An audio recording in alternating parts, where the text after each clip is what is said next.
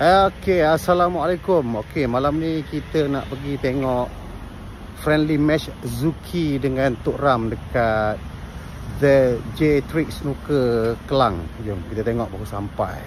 Okey, kita dah sampai dekat The J Trick Snooker Kelang. Malam ni kita tengok Zuki lawan.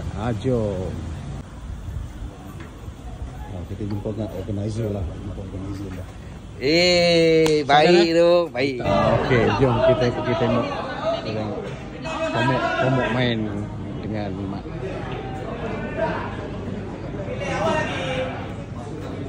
Ada view snooker macam mana Pomok juga. Jadi tidak main snooker walaupun kita tak main. Jadi kita datang beri sokongan lah. Kita beri sokongan kat siapa je buat? Tak ada saya datang nak siapa yang dia. Okey. Ki, kita sokong siapa ni Ki?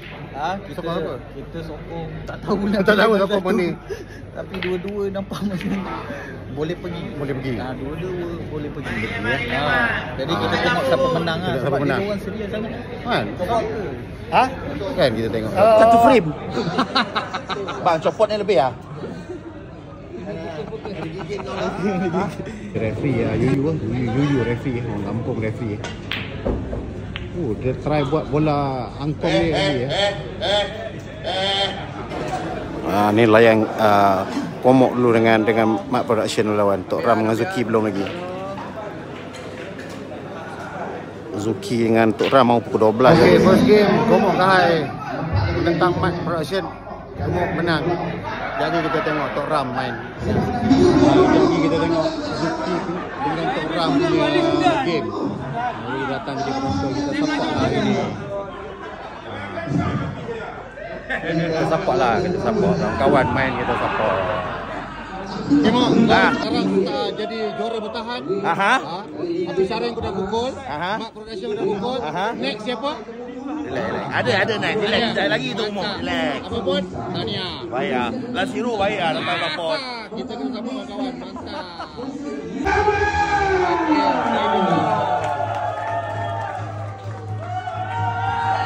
Okay, thanks. Okay, we see the match between Tok Ram and Zuki over there. Where you come from? I just came from London. I'm Ronnie O'Sullivan cousin. You know Ronnie O'Sullivan? Cousin? Yeah, cousin. Dia tengok macam sayur toge tu.